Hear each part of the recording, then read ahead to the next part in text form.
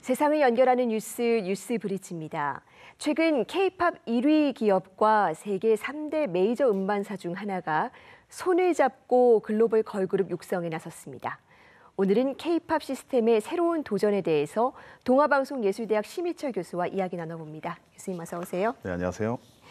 예, 이 BTS의 소속사죠. 이 하이브가 이번에는 해외 음반사와 함께 글로벌 걸그룹을 만들기 위한 오디션 준비했는데요. 경쟁률이 굉장히 높았다고요. 네, 이번에 이제 무려 6,000대 1의 경쟁률을 기록을 했습니다. 자, 이번 프로젝트명은 더 데뷔 드림 아카데미인데요.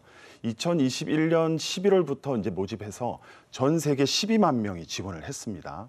그래서 최근에 12개국 정예 멤버 20명의 후보를 이제 선발을 했는데요. 향후 이제 세 개의 서바이벌 미션 과정을 통해서 오는 11월 18일 최종 데뷔조가 이제 결정된다고 합니다. 그런데 이제 이번 오디션이 좀 특이한 점은 기존의 K-팝 가수들이 해외 진출하는 것과는 좀 다르게 제작 주체부터 선발 과정 그리고 앞으로의 향후 활동까지 글로벌로 시작해서 글로벌로 끝난다는 점이에요. 글로벌로 시작해서 글로벌로 마무리된다. 그렇다면 우리 K-팝 위상, K-팝의 위상을 더 높이겠다. 이런 의지도 엿볼 수 있는 대목이겠습니다. 네, 그렇습니다. 이번 오디션은 K-팝 기업 하이브가 그냥 팝 기업으로 전환된다는 신호탄이기도 합니다. 팝의 역사를 좀 말씀을 드리면 원래 이제 영국의 브리티시 팝이 미국으로 건너오지 않습니까? 그래서 그냥 팝이 되는 거죠. 그렇게 팝이 글로벌 음악으로서 이제 한국에도 들어오게 되고 한국만의 K-팝 독자적인 시스템을 이제 만들게 되고 이제는 이 K-팝 방법론을 역으로 글로벌 시장에 재이식하는 그런 과정이다 이렇게 보시면 될 것 같습니다. 제가 이제 비유적으로 설명을 드리면 K-팝의 씨앗을 글로벌 토양에 이렇게 이식시켜서 첫 번째 비료는 한국적인 장점이죠. K-팝의 트레이닝 시스템 이 비료를 투입하고 두 번째는 미국의 어떤 그 앨범 유통이라든지 프로모션 이 비료를 복합적으로 투입해서 다채롭고 완성도 높은 다국적 걸그룹을 양성한다 이렇게 보시면 될 것 같아요.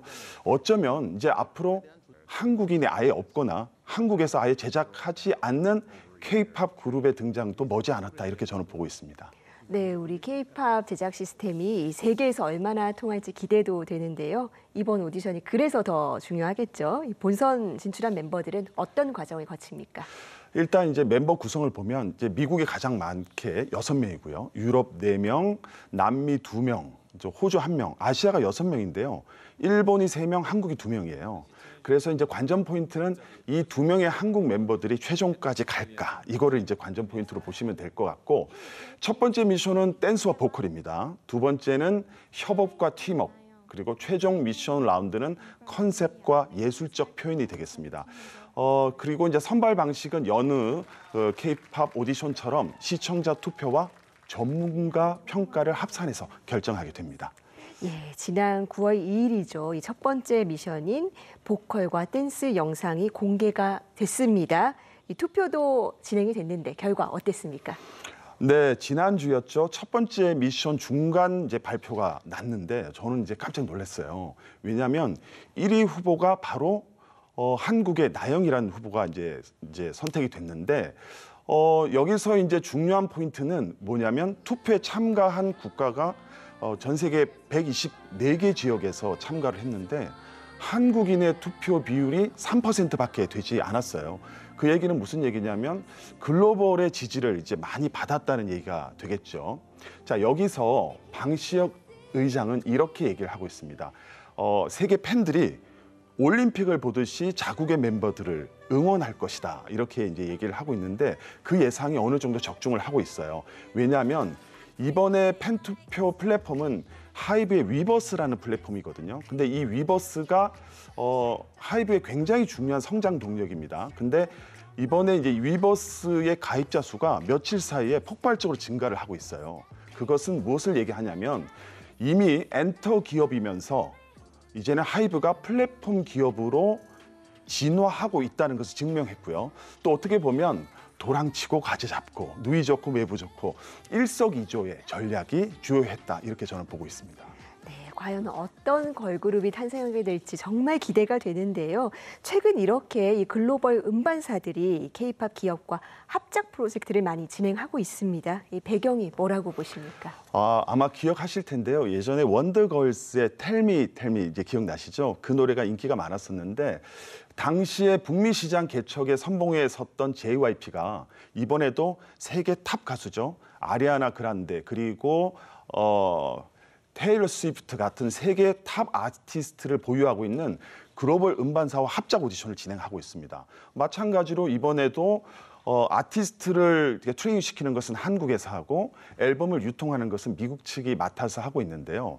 바로 이 내용은 무엇을 얘기하냐면 한국의 독보적인 아이돌 육성 시스템을 이미 세계가 인정하고 있다. 이렇게 설명할 수 있습니다. 왜냐하면 최근에 이제 글로벌 시장에서 솔로가 아닌 그룹 같은 경우는 이제 스타의 부재나 공백기가 길어지고 있어요. 이 여백을 K-팝 가수들이 채우고 있습니다. 그래서 이제 글로벌 기업에서 볼 때는 이제 우리나라 K-팝 기업과 전략적 공생 관계를 선택할 수밖에 없는 이런 이제 구조가 되겠죠. 그렇게 본다면 뭐 지금 워너뮤직 같은 경우는 K-팝 그룹을 인수하는 방식을 좀 선호하는 것 같아요. 근데 지금 이번 같이 유니버셜 같은 경우는 K-팝과 합작 프로젝트를 이렇게 진행하는 것을 선택하고 있습니다. 네, 이와 관련해서 최근에 영국의 한 유력 일간지에서는 이 자국의 음악 산업을 비판하는 기사를 내놓기도 했습니다. 사실 이 영국이 미국과는 다르게 좀 상대적으로 K-팝에 대해서 보수적인 면이 있었는데 네. 변화의 조짐이 보인다. 이렇게 봐도 될까요? 네, 그렇습니다. 드디어 영국의 오피셜 차트에서 최근에 이제 블랙핑크가 앨범 차트에서 1위를 차지합니다. 그리고 이제 영국인들의 자존심이죠. 유명한 그 축제에서 헤더라이너라고 이제 메인 참가자로 참가를 하게 되고요. 이번 이제 9월에만 에스파 등 4개 팀의 K-팝 콘서트가 런던에서 예정되어 있습니다. 그래서 영국의 가디언지는 최근 K-팝 걸그룹이 영국을 정복했다라는 제목의 기사에서 영국 음악계가 K-팝 산업을 비웃고 있지만 이제는 K-팝 인기를 인정할 수밖에 없다 이렇게 지적을 하면서 K-팝의 인기 비결은 몰락한 영국 걸그룹의 빈자리를 K-팝 걸그룹이 채웠기 때문이다 라고 다소 냉소적인 그런 어떤 지적 평가를 내놓았습니다. 예, 그만큼 우리 K-팝 산업의 성장을 또 실감할 수 있는 대목이 아닐까 싶은데요. 그렇다면 이렇게 성공이 이어지려면 앞으로의 과제 뭐라고 보십니까? 요즘에 이제 K-팝 산업이 일강 다중 구도로 재편이 되지 않았습니까? 그래서 제가 이제 어디 강연을 이제 가다 보면 이런 질문들을 하세요. 압도적인 일강 그 기업에 대한 뭐 독과점 문제가 있지 않느냐 이런 질문들을 하시는데 저는 이제 이렇게 대답을 합니다. 앞으로 이제 투트랙 전략이 필요하다고 얘기를 하는 거예요. 지금 현재 K-팝 시장의 소비자의 90%가 해외 팬들로 채워지고 있습니다. 그래서 우리나라도 이제 예전에 일본의 8, 90년대처럼 글로벌 인류 기업이 등장할 때가 되지 않았나 저는 이렇게 생각을 하거든요. 그래서 첫 번째 트랙은 이런 일강 기업이 글로벌 인류 기업이 될 수 있도록 계속 지원하는 것이 필요하고요. 두 번째 또 다른 트랙은 예전에 빅히트 같이 또 다른 중소의 기적을 일으킬 수 있는 신흥 강자가 등장할 수 있는 이런 토양도 필요하다고 봅니다. 그래서 이 두 개의 복합 처방이 어떤 건강한 생태계를 이루고 역동적인 생태계를 이룰 수 있는 그런 윈윈 전략이 필요하지 않나 저는 이렇게 생각을 합니다. 네, K-팝의 새로운 도전이 또 우리 문화예술 산업에는 어떤 영향을 미칠지도 지켜봐야겠다는 생각이 듭니다. 교수님 오늘 말씀 잘 들었습니다. 네, 고맙습니다.